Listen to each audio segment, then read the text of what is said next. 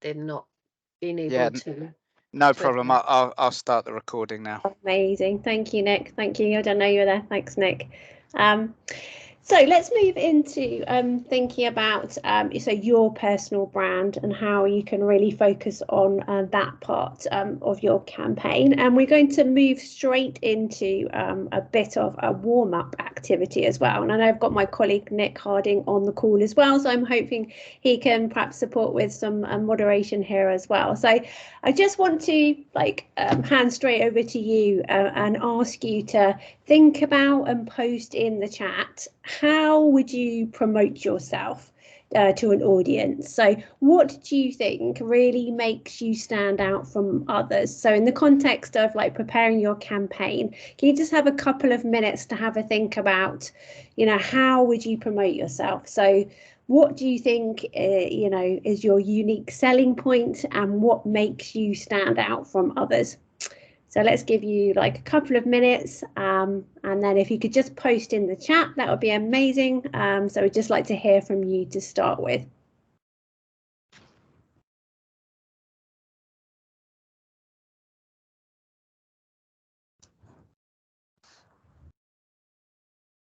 And Nick, if you see anything coming through, would you mind sharing with me? That would be fantastic. Thank you.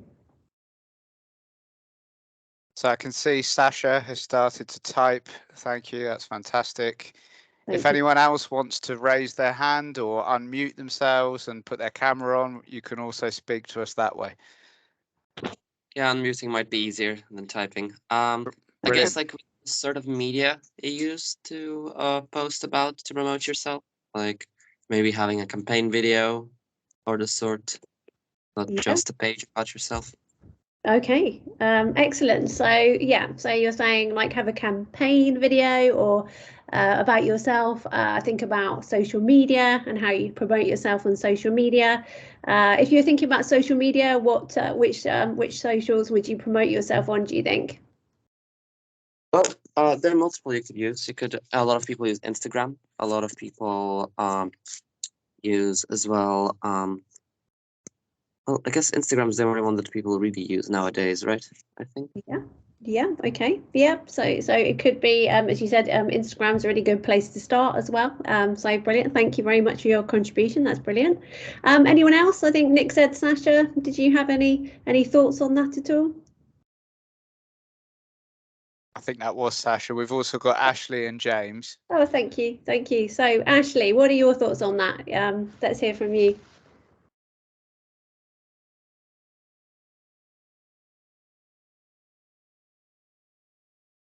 Okay, we'll maybe go to James then, see if you can answer this question.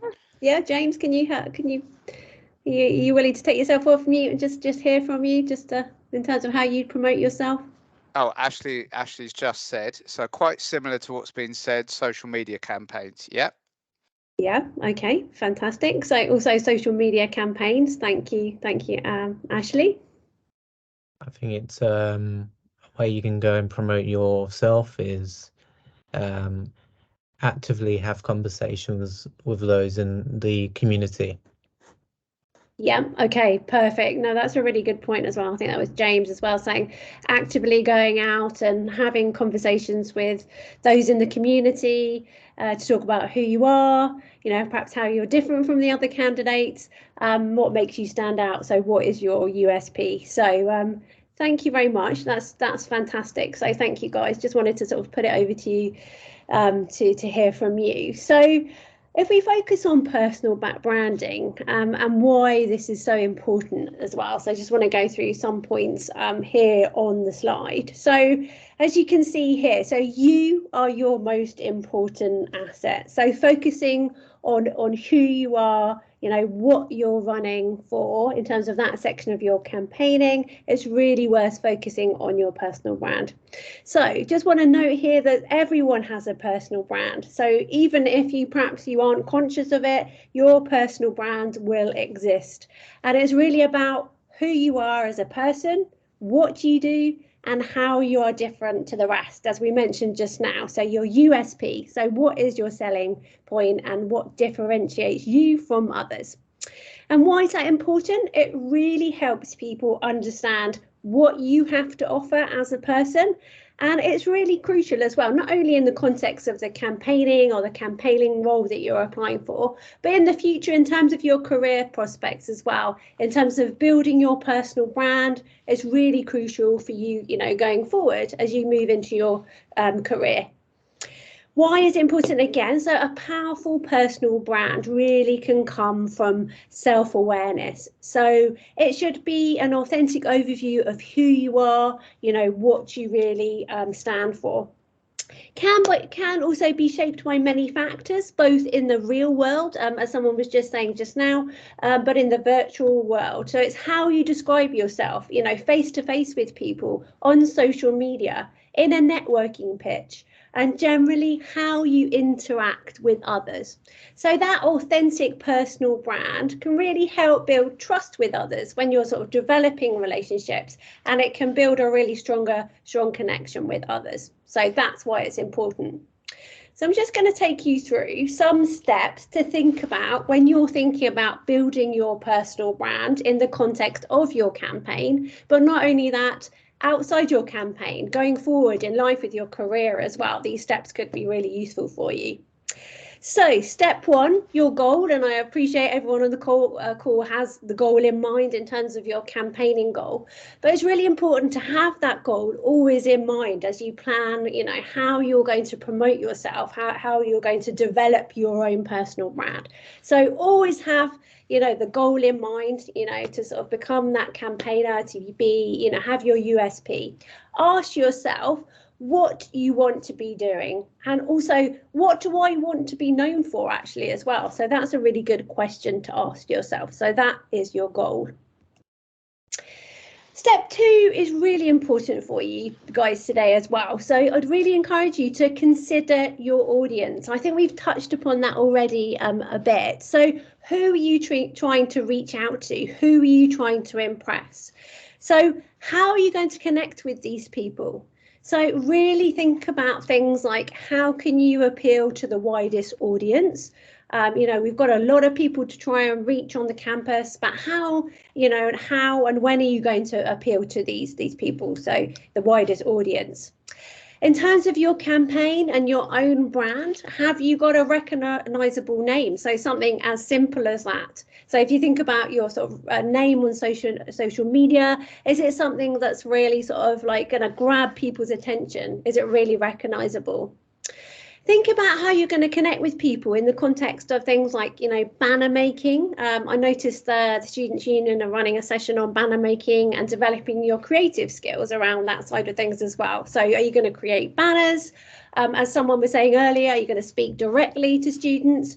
Have you thought about your campaign video? How are you going to come across in that campaign video? And we'll sort of move on to have a look at that in a moment in terms of how you can create a really great presentation.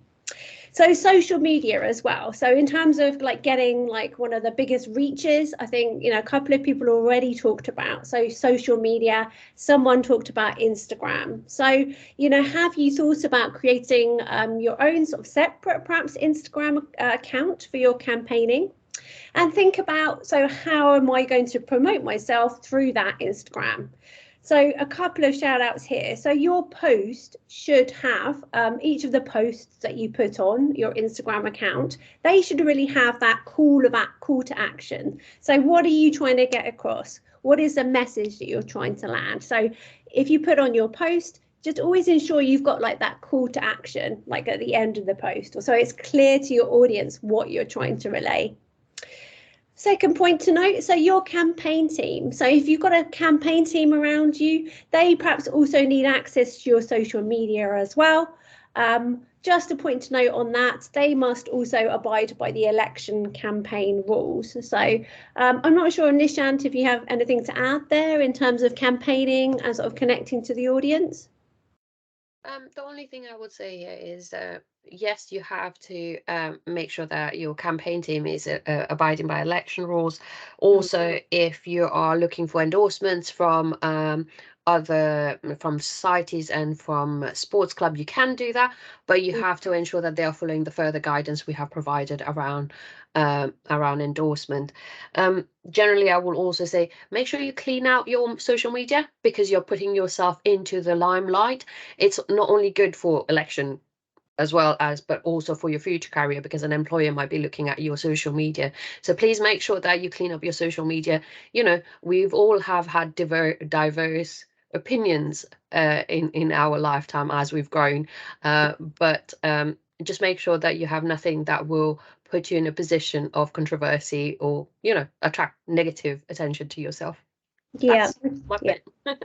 Okay, fantastic. Thank you, Nishant. Yeah, no, I think that's a really good point to note as well, isn't it? So make sure you just had a look at your social media, just in case people are searching you up. A really good point in terms of employers going forward as well. So step 3, let's have a think about, so what am I really good at? So take some time to try and define, what are you really good at, making sure it matches your campaign goal. So I'd really encourage you to identify 1 or 2 of your strongest skills, your strongest characteristics. So these need to be relevant and perhaps in demand as well. So why, again, back to that USP, why am I unique versus, you know, others on that campaign trail? So if we spend a moment looking at your USP and why, so I think it's really important. So really this is around, you know, why should someone vote for you versus the next person, like, you know, you're competing against, really. So it's around, you know, your skills. So what skills do you possess that are perhaps different from others, people's skills? So just thinking about it in the context, you're capable of great things. So what are your key skills? You know, have you had any experience perhaps that's different to others? Maybe you want to shout about that. So shout about it on the socials. What is your experience that's going to really stand you out from others? But I think a key thing to note here when you're campaigning is, what are your personal attributes? You know, why are you going to be really good for this role? But also really important, how can you get across your personality in your campaign? And people might want to use that in a variety of different ways. So think about it like maybe the comedy side of things, you know, like in terms of like how you can sell yourself. So you might want to use comedy, you might want to use, you know, a range of different things, but how can you really get across like why you're great for the role, like why vote for that for yourself? You know, what are your personal attributes that stand you out from others who are competing against you, really? So your USP, I think, is really important to consider when you're thinking about your personal brand. And I think not only with campaigning, but also in the context of careers as well. Final step in terms of personal brand, step 5. So really have a think about this step, and it's a bit of reflection, really thinking about, okay, that's all fine, but how do I come across when I engage with others? And really trying to sort of like take a moment perhaps to reflect on those interactions. I think that's something, you know, a lot of us don't do as well. You know, perhaps, you know, you have that time to sort of do some campaigning, and then you pause and think, okay, so how did I come across, you know, in that interaction? You know, how did I come across in terms of my body language? You know, was I happy with that interaction? Was I happy with, you know, sort of that social media post? What type of comments did I get on that? You know, perhaps in the campaign as well, try and reflect on those key moments to think, okay, so how did I come across? Perhaps if I'm not happy on that post, or, you know, I could tweak that next time, I'll take on my own internal feedback and think, so how could I improve that next time as well? So I think that's really important in terms of self-awareness, to think about, how do I come across to others? So I think these are our sort of 5 steps in terms of like your personal branding. So I just wanted to move on now to give you some tips around presenting and presentation skills. And I'm just going to move into a bit of a discussion again. And I think there's not too many people on the call, I think, as I can understand it. So, you know, quite an informal like shout out. I just want you to think about and post in the chat. If anyone's willing to come off mute, that'd be amazing as well. So just have a think about, what do you think makes a good or a bad presentation? So not such a good presentation. Perhaps who, in your opinion, has given the best presentation you've ever seen? And why was it so effective? What was it about that person who delivered such an amazing sort of knockout presentation? So if anyone's actually willing to sort of like come off mute and start the discussion, that would be brilliant. So what do you think makes a good BRAD presentation? And who, have you got an example of someone who's brilliant at presenting? So Sasha's got their hand up. Thank you, Sasha. Amazing. Thanks. Go for it, Sasha. Yeah, so I think recently I've had a very wonderful presentation performed by a friend of mine who runs basically social worker events and helps people in need. And he did a presentation about how to basically engage with wasn't about himself, but it was about how to engage with the medical system and how do you get disability benefits, how do you get the freedom to travel card, stuff like that. And I think what he done very well is taking audience engagement. So when he did his presentation, it was always if somebody said something during the presentation, he encouraged that and encouraged reaction to that from the audience. He also was very good at the sort of like humorous joking in a way where not everything was straight serious, where he did make sort of the difficulties of applying for these things visible and then deny people's experiences that it is a quite hard thing to be recognized as disabled when you are. And yeah, I think like it is always about the sort of body language he employed. So very much open and willing to take surprises, if that makes sense. Yeah, okay, that's perfect. Thank you, Sasha. That's really good. Some really good points there, around things like, body language. I'm presuming maybe this was face-to-face, was it, this presentation, rather than online? But if it was sort of face to face, I think that's an important point to note around like the body language, and we'll come on to sort of like look at this as well. So how you come across, and I think incorporating things like humor into a presentation, I think really important as well. And it can kind of relax the audience as well if you can incorporate that humor into a presentation at the appropriate times. It can be really strong. Another thing is around things like storytelling as well. I've listened to some great presentations where people use some really good examples of like storytelling, and that for me is like on another level when someone can give like anecdotes and make it funny and things like that. I think that takes quite a lot of practice as well. So but that's like a really strong presentation. And Nick, have we got anyone else in the chat at all who's Not at the moment, but I've got a couple that come to mind. So definitely have a look at what previous students have done in terms of their campaigns to see what worked. How did they engage their audience? Also think about who the audience is. Your presentations will be different if you're doing a slightly more formal presentation to academics, or if you might be doing a more informal one. But for me personally, I would say the best presenter I've seen is an American marketeer called Seth Godin. And what he does is he uses one image every sort of 20 seconds, but he has about 100 images on his presentations. If you have a look on, I think he's done a TED talk as well that was highly successful. But that's his style. He doesn't use text, he just uses images. Yeah, okay, fantastic. Thank you, Nick.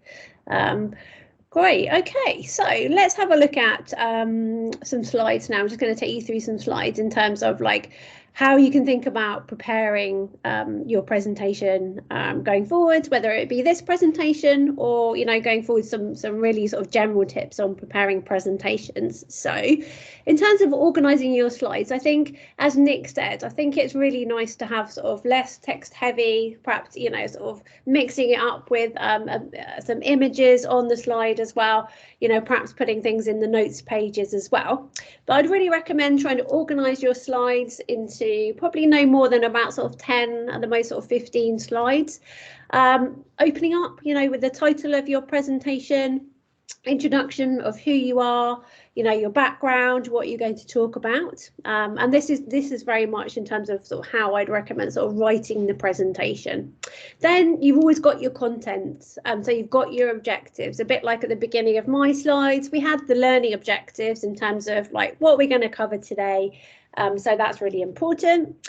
You've then got the main body of the presentation. So that's divided into the different sections. A bit like I've done today, we've had the section on personal branding, then we've had the section on presenting skills, and then we're going to move into another section. So divide it up into sections. Conclusion as well. So after you've gone through the main body, I think it's really important to have your conclusion. So summarize the key points and each section. At the end, it's really good to have like something like a recap on what we've learned today, just a bit of a recap. Offer an opportunity for the audience to ask questions as well at the end. So it really depends on a speaker how they like to do this. So sometimes a presentation can be really sort of interactive. We can bring people in, or it depends on the content. Some speakers like to say, I'll deliver my presentation and then take questions at the end. So that can like mix up, and I think that can vary a bit in terms of what type of presentation it is and what the speaker prefers, I'd say as well. So in terms of like next steps, so I'd encourage you make a list of relevant sort of keywords, terminology you want to get across. I'd really try and sort of practice the pronunciation of any perhaps challenging words in English, so you're not sort of stumbling across your words as you're delivering that presentation. Write down a list of possible questions that you think the audience could ask you. So I know that's sometimes tricky, that's sometimes difficult, but if you try to spend some time preparing that, it can help with not being sort of thrown off course really. So try to think, okay, what do I think people might ask me? Prepare some short answers, and I think be careful as well. Shout out I know sort of we can have a bit of relief when we finish a presentation, but really try to like listen to the question that someone's asking you and try to answer it to the best of your abilities. If not, sometimes people may say, okay, I'll take that away and I'll come back to you. So if you really can't answer it, maybe it's necessary to do that. Sometimes people have cue cards as well. And sometimes, if you have cue cards, I'd encourage you to sort of maybe attach them with a little sort of attachment on the side. So just in case you drop them and they're all sort of out of order. So, but I just encourage you with cue cards, if you want to have those, just put some bullets on there as well for when you're presenting. It's better than having like a script and reading it out like verbatim as well. So, I think it's fine to have them, but just ensure they're sort of short and snappy. Something that's really important as well is really try to get into the room where you're giving the presentation, if it's face-to-face beforehand, to check the technology. And I know this is sometimes tricky, even online, like there's sometimes issues with tech. Everybody sort of is aware of that and probably sympathetic to that. But if you can get into your presentation room before, you can check your slides. It makes you feel more prepared and I think more relaxed as well. I think I always like to go in and like make sure I can check my slides beforehand. So I think those are some real tips to think about. So we talked about like how to structure the presentation, what to think about in terms of preparation in that section. So I'm just going to move on to, like, we've talked about personal branding. So we've talked about having like a really authentic, a really sort of strong personal brand is really, really important. We talked about then, if you're preparing your presentation, how would you structure that? How can you sort of think about delivering a presentation with impact? So let's look at how you can communicate effectively. So you've got your slides ready, you're ready to go out there. You're feeling strong, but let's think about some like communication tips. So the first point I say is, watch your pace. So I'd encourage you to, try and speak as clearly as possible. Try and pause, sort of take a breath, and then perhaps continue at a slower pace. So speaking at varying speeds, so smiling where appropriate. So if you've got like quite a serious message to deliver, then probably sort of slow down to speak, sort of a bit slower to land that message. But if you've got a really animated story to tell, that can show through your body language, that can show through smiling, that can show through like maybe speeding up a little bit. So what does reduce filler words mean? So that means trying, if you can, and I know this is sometimes quite tricky, to reduce those filler words. So words such as I mean, you know, what I'd say here is if you slow down, it can be easier to reduce those. So I wouldn't be scared of any sort of pauses in the delivery as well, just to slow down perhaps that nervousness that may come across, you sort of stumbling a bit across your words. And that applies to like the third point as well. So reducing those kind of like run-on sentences. And what I mean by that is, you know, trying not to go off and kind of like ramble kind of thing. And, you know, you can help yourself by kind of slowing down, sort of taking yourself in check a bit on that point. I think choosing the right language, and I think we've talked about this in the previous part of this presentation, always keep in mind your audience, you know, what are they likely to know or not know? I think that's an important point. I think we've covered sort of cue cards, so always have those like with short bullet points. And just in terms of like how you deliver that presentation, if it's face to face. So it's just really small things like standing to the side of the screen, so you're not sort of totally covering the slides. And practice. I think this is really important as well. So encourage you, once you've written your slides, to just spend some time practicing, perhaps in front of the mirror. I know sometimes that's really cringy as well, or just recording yourself. I've done that before, and also sometimes that can be a bit sort of cringy hearing yourself back, but you might sort of take some tips from that and think, oh, okay, I didn't sound right in that part of the presentation, so I'm going to sort of practice that and see how I sound again if I tweak that part of my presentation. Finally, you know, if there's any big tech issues as well, I think it's always good to have a copy of the slides when you're going into a presentation, so just in case that you've got all the slides that you need as well. Okay, so just wanted to focus on perhaps some top tips here to kind of like calm your nerves as well, because, you know, sometimes people get nervous with presentations. You know, some people love presenting, some people hate it as well. So top tips here, perhaps to calm your nerves. So as I mentioned, you know, preparation, I think, is key. So really practice, you know, practice with perhaps peers, with colleagues, you know, with friends, with family, whoever's all willing to listen to you. So preparation is key. What I say is positive thinking, you know, really believe in yourself. Believe in what you're saying and have confidence in yourself as well. I think that attitude is going to get you really far.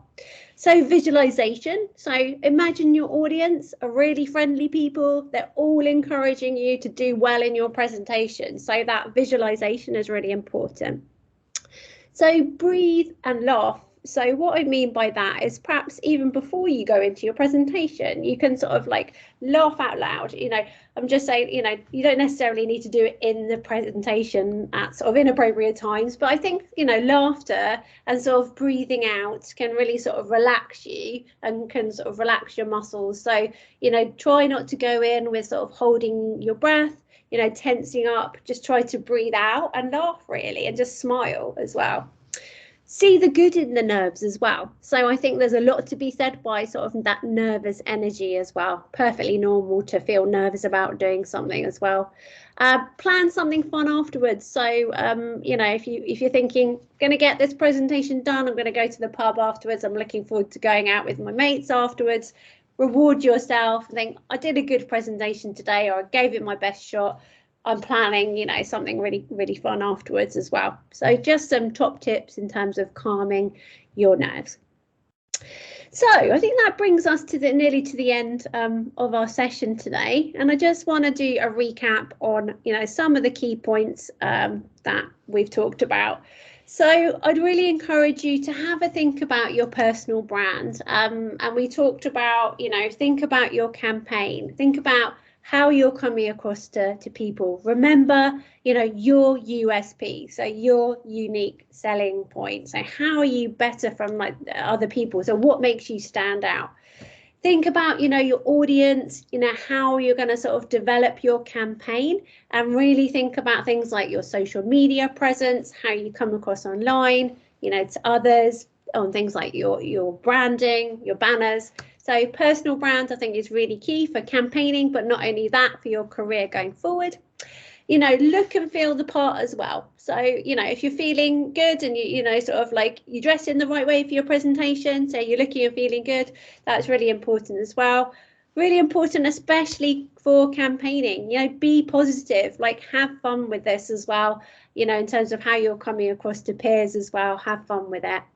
And as we can see an image here on the screen here, so something like sort of on the screen, so standing like a superhero for as little as 2 minutes changes our testosterone and cortisol levels, apparently, increases our appetite for risk, and causes us to perform better in job interviews, and generally configures our brains to cope well in stressful situations. So before you deliver, like perhaps your campaign video or your presentation, doing your power pose, just something fun to think about as well.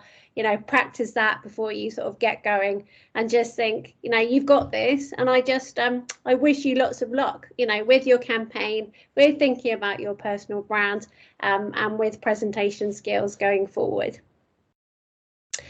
Just on a final note then, if you do need any help from us as well in the careers team, you can see us all here, friendly bunch, you know, really approachable. So, you know, we offer 20-minute bookable appointments Monday to Friday. You can come and see us about, you know, practicing presentations, but not only that, you know, going forward, CVs or cover letters, personal statements, or having a look at your LinkedIn profile and things like that.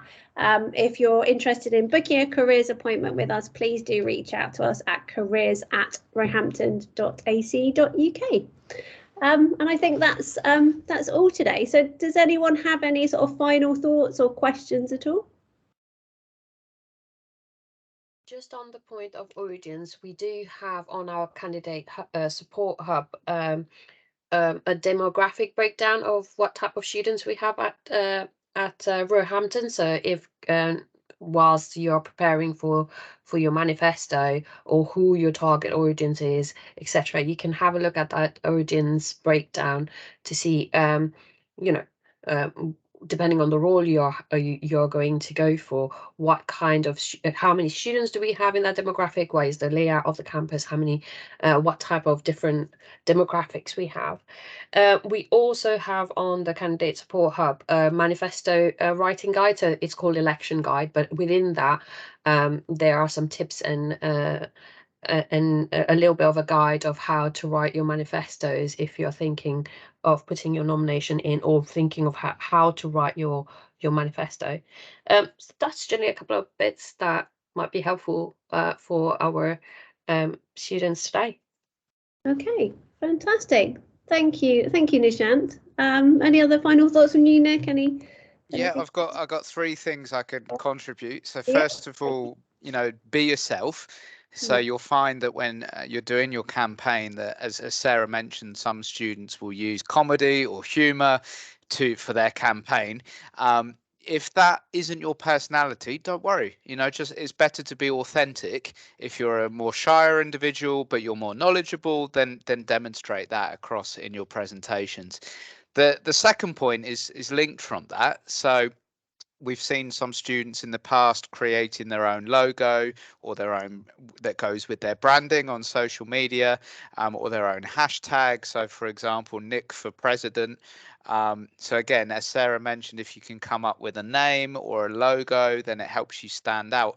Now, to give you a bit of context, my sister was sports captain sports president at the University of West England. And what she did, she dressed up as a yellow duck, and she stood outside of their main entrance on their roundabout. And every time the buses went past, they held up these banners. So basically, people didn't recognize her name, but they knew her as the yellow duck girl. So that was her personal branding. It worked for her. It might not work for you, but again, it's combined with what your authentic self is, really. And then the final point was, again, presenting in a room or in a formal space or in front of an audience is very different to presenting with a megaphone, for example, outside the library. So that's the kind of thing you might want to practice in a different space beforehand, to think about, how do you come across to your audience? Yeah. Okay, fantastic. Thank you, Nick, and thank you, Nishant, as well. So does anyone have any final questions? No. Okay. So I hope that you found that information useful. I wish you all the best with your campaigning, and just really sort of have fun with it as well. And yeah, I'll close out the session now. So we've got which Ashley's just typing. We'll just see if there's a question coming through. Okay. Oh, just thank you for the session. Oh, okay. Thank you, Ashley. Wish you good luck. Oh, Sasha's typing. Brilliant. Thank you. Okay, thank you guys. Good luck. Nice to meet you all. Thank you very much. Thank you, Nishan.